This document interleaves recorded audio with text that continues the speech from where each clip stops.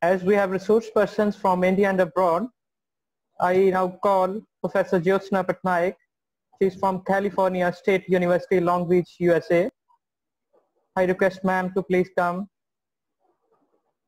and address. Thanks. Am I audible? Yes, ma'am, you're audible. Yes. Thanks to Dr. Sidana for inviting me. And it's a privilege to hear all of the past speakers. And I would, of course, I'll provide information mostly about the US and my campus in California. I'm very close to Los Angeles. Long Beach campus is very close to Los Angeles. Part of the university, California State University system. And originally I'm from Odisha. My last name you must know from my last name. And just quickly, all of you know that we moved in March 2nd week, March 14th. I remember my last class face-to-face was March 14th. And we were asked to stop 2 weeks actually to prepare for moving to the online instructional mode. So that was from March. So we moved to online instruction. So I will share some of the things that people have talked about it before, other speakers. So I'm not going to talk about what are the mental health symptoms or other things. But I would like to say, like, we do have our own campus in most of the universities in the US. We have counseling services for our students. So, and we are all part of it because we have to keep in touch with those services because students, our students in our classes are receiving those kinds of counseling services. So, so I will just share like how there is a sound coming. Is it somebody has to mute? So we looked at like what really was happening to students. What are the causes of mental health issues that we are facing in our classes with our students? We looked at like a financial, the financial issue was economic uncertainty. All of you know that most of our students in this country, they do work and they lost their jobs or even their parents. Some of them receive some funding from the parents and their parents have lost their jobs too. So economic insecurity, not only their own, but their parents as well, which was one of their concerns, and possibility of tuition fee hike because we lost, I think, about $400 million. We are budget short for our shortage for educational systems in California. So we know that that could be a possibility. Students are anxious that maybe the tuition fee will be increased. And then, so one of the mental health reason coming from the financial situation. Then another one was educational. How? When we stopped this lockdown, when it came, all of a sudden the students have to leave their hostels without any contingency plan. So they have to go back to their home if they're local, or they have some emergency rooms that places that they are kept. So it was a big disruption in their education, first of all. And even if they went home, and this is what many of my students have shared with me, they're in a small apartment with their parents and with their younger siblings, and it's so crowded, there's not at all the situation, the family situation, or a kind of study atmosphere. They cannot study. If somebody's crying, somebody's screaming at somebody else, and because of the stress also, the family was lost, lots of domestic violence and other things was happening, so they could not concentrate in their studies. And sometimes they don't have even a workspace where they can put their computer or laptop or even study. So I hear those kinds of issues from my students from March until we just finished our semester last weekend, this week actually. So that, and then moving on to online instruction, if I know that there, of course, there's no choice, but remember that we do use online instruction as not instruction, it's a supplemental, much more than we all have. All of our courses are on the course Blackboard. It's a platform where we keep our content, our assessment, everything is there. Our syllabus, we don't use any paperwork anymore. Everything is on there.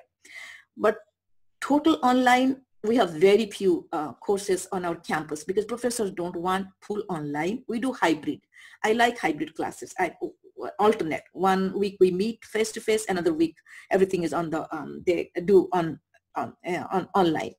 So now that we moved to online instructions, many students did not like that, and they were not prepared for it, first of all. And we also realized one thing: the digital divide.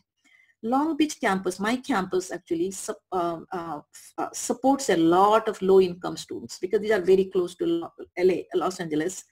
So we do have a lot of minority Hispanics, African Americans, and low-income students.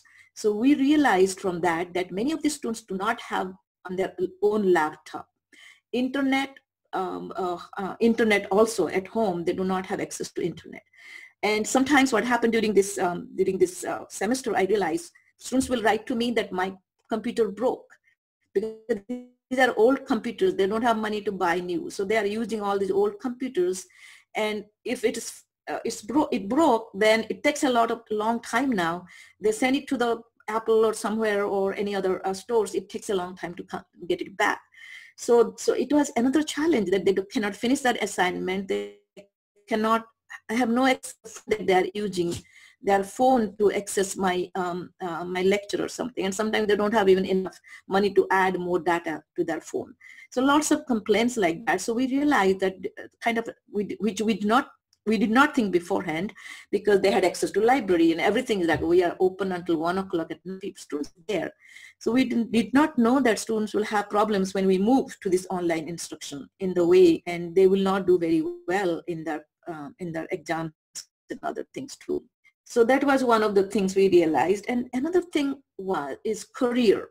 Many of the students who are going for, suppose medicine, the students after the bachelor's degree, they apply for the medical entrance exams and also medical schools. But whether from high school to college or college to master's program or medical or any other degrees, they need a lot of extracurricular activities. It's not your GPA or not the MCAT, which is their medical exam test. Much more than they need clinical experiences. They have to be volunteering in the hospital. They have to shadow a lot of hours, sometimes almost like 1,000 hours per year they have to accumulate. Now they cannot go hospital. And then even engineering students, when after the bachelor's degree, they have to go to either graduate programs or to a job, but they need some kind of internships to get into those, so they cannot go either.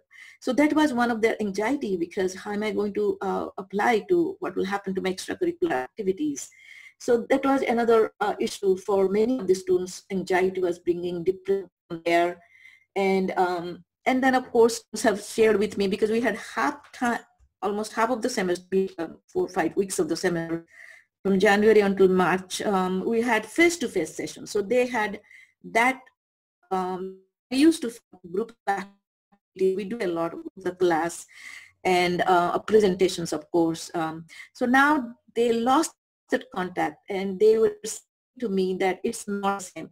Zoom, I used Zoom for online, like a class. We met the class sessions in like a Zoom. So now if you have 30, 40 students, I can't see all of them, and some of them have like videos are muted. So I don't know if they're really listening to me or unmute their video, because they are in their home situation and you do not want to get into their privacy. They may not have space something.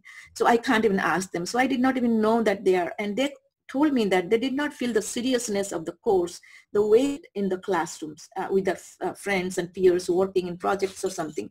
So that was one of the, now our president, university president, just declared on the news, actually it was one of the national news came out, that we are going for online instruction in fall. When they heard that, the students who are now just finishing up their finals, they even got more depressed. Again, online instruction, we don't want. We paid all this money, why are we going this online instruction? Especially science students. My son actually is a second year science student in one of the universities here, University of California campus. And he's doing organic chemistry, physics, everything lab online. And he's saying, I don't get it the way I should learn a lab course online. And so those are the things. They are getting enough of a course, the money that they're paying, they're getting enough by just through online, taking online classes. So that was one thing about education. As I said, what are some of these issues coming? Psychological, as you all have shared, and you know this world statistics now, we have 97 some thousand people died already, and more than 1 million people are infected. So almost you will hear so many students of my students are depressed because of loss of friends, loss of relatives, loss of family members, parents, grandparents, doctors, nurses. They have lost their lives. So you will hear from students and how are they coping with it at the middle of the semester and with the disease, death, and then they are required to still continue their classes and exams. So that was one of their, and then there is stigma. Stigma means if they are infected, many of our students are infected,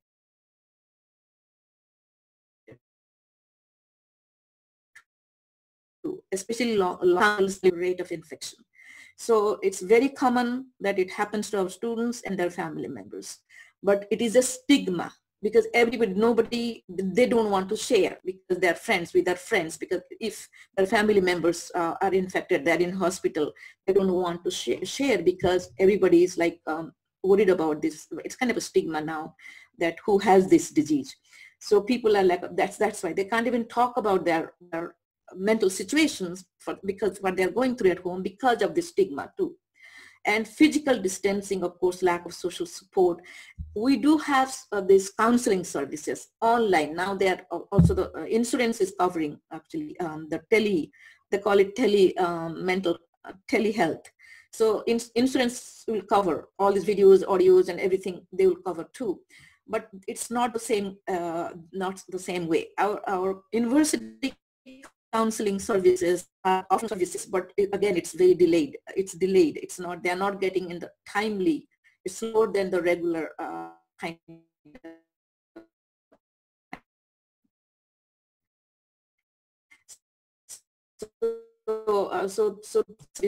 But think about like if students have access to internet, like a broadband internet connections and other things as well. Another thing, my students have shared. We have a huge graduation to college. That ceremony is now halted, and that was a big thing. Families come. It's like a celebration. Whole families, people even fly from other parts of the state just for their grand ceremony celebration, graduation celebration. Now that is halted. So that is huge. Like this, some of these events, like many of our universities, even in high school and colleges, have clubs. Clubs mean students belong to some of these clubs, like a student-run clubs. And they do a lot of those social services and other kinds of fun things as well, sororities, fraternities, and all kinds of things. But now they're not there. So they are not finding that social relationship with their friends. So those routines are disrupted, and this anxiety, and sometimes parents may not understand that how it impacts their child who is at home and saying that, oh, I miss my club, I miss my friends, I won't have any graduation ceremony. And so now we are telling like how do we involve in parents in this, that it may not be a big deal for them. Sometimes you will hear my students will say, or my parents are saying, so many people are dying in the world and you are worried about your friends and your clubs and your celebrations and events. So now we are, so they will tell me like how my parents don't understand me. They think like that I just should think about the world, not about myself. I think those are some of these mental health issues will come and with that. So some of the things that we have been asked, like even our faculty, we also get some of this counseling services from our counselors, how to help our students in our classes. They are saying that open communication with our students about their own mental experiences, physical, mental observations, openly ask students. And I have a lot of Zoom sessions, individual Zoom sessions with my students. I want to talk to them if they want. Like we all have to have office hours where students come and talk to us individually, their personal, their professional, their academic, everything we have to hear. So now also I'm doing the same thing about in Zoom. Only problem I find out that they cannot talk even in the Zoom session. They can't talk freely, candidly. Why? Their parents are listening. Their siblings are around them. They can't even speak to me about that. Suppose they have failed the exam. They can't talk about it because their parents will come to know. Their siblings will come to know. So the small place that they are in, they don't have the candidness, openness to talk to a professor the way it was in my office room. It's closed door. We talk about freely. They can cry. They can talk about their parents, their friends, the relationship, breaking relationship or whatever happened. I can listen, but now they can't even share. This is such a hard time. And now they can't even share their mental agony or pain because of people around them. They don't have the privacy now. So now we are talking about, still we try to help them in any way we can take. And we also have talked to students about take break. And now that they're at home, they talk to me, they tell me that they're spending so much time in video games and screen time forever.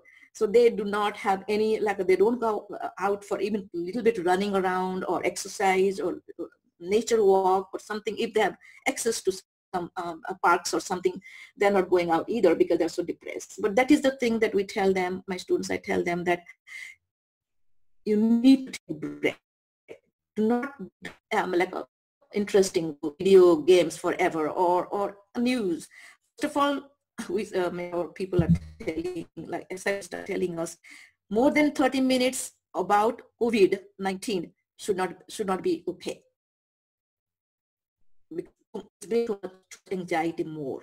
So, and it's beyond our control. We can't do anything. So don't go too long in that listening to this COVID-19 again and again. And second thing we are saying, the screen time, reduce your screen time, take a break. Even if it's needed, go and help your parents. Go and do chores, cooking, cleaning, whatever is required. Taking care of your siblings, babysit your siblings, teachers, teach them. They're at home. They are not going to school either. So teach them homework and help them with their homework if you have time. Don't just be on that because it's not helping you anyway. And you are just trying an excuse route. That's another thing too. And we are also saying that they're using a lot of social media. Of course, all of the children use Hangouts and Facebook and lots of different kind of social media. We are asking them, promote, spread stories and positive information and correct misinformation. If you see some of the misinformation, then correct it, because that's the way it is spreading more and more issues too. And even people are, there are some suggestions about helping. Go out and help your young people. There are so many older people, little families where they're more than 60, 65 years old.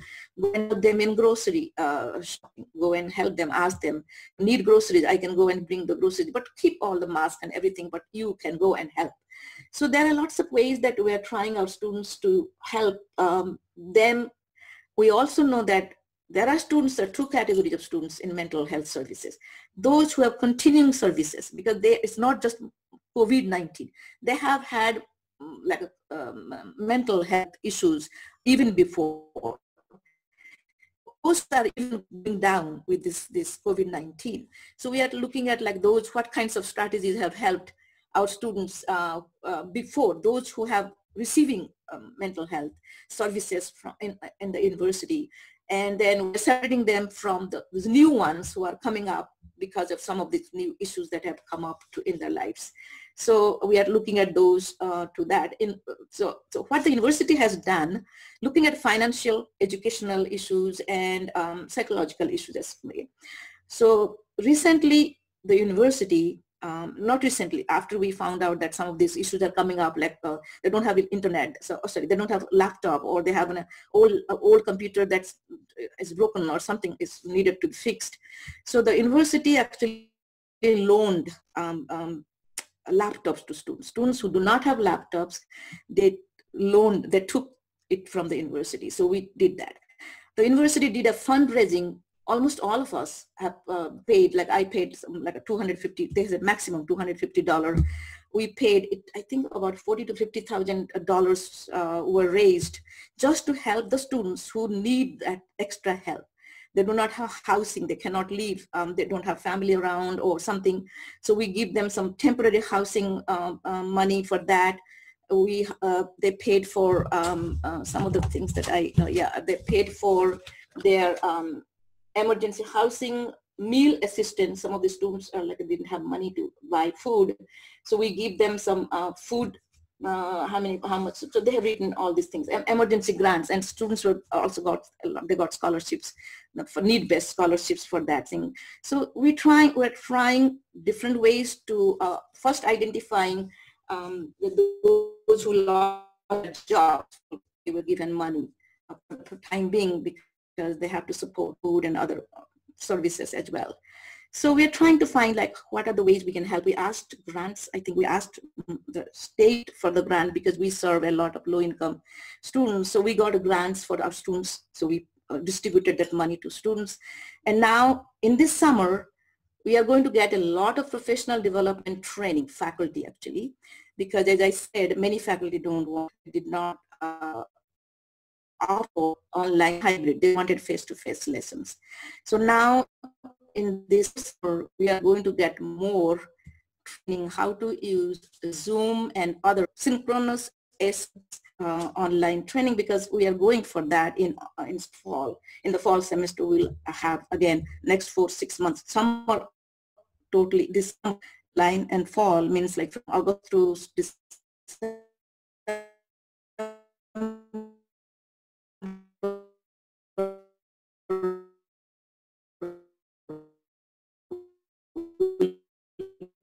And having Zoom, we come back as a whole class, like the way I do in the classroom, in my regular classroom. I have done that. Students say it's not the same, but at least they got something with a small group that they can work and come back. Then I can do like some of this, what do we call that, with the quiz. Some of these other things that I can do my classes, quiz, they wrong, and what was so I go over the questions for the real exam quiz tracks. So it's tough in situation, but however, we all are trying to deal with the current situation the way we can. Thanks again, thanks for inviting me, and thanks for listening to me. Thank you very much, ma'am.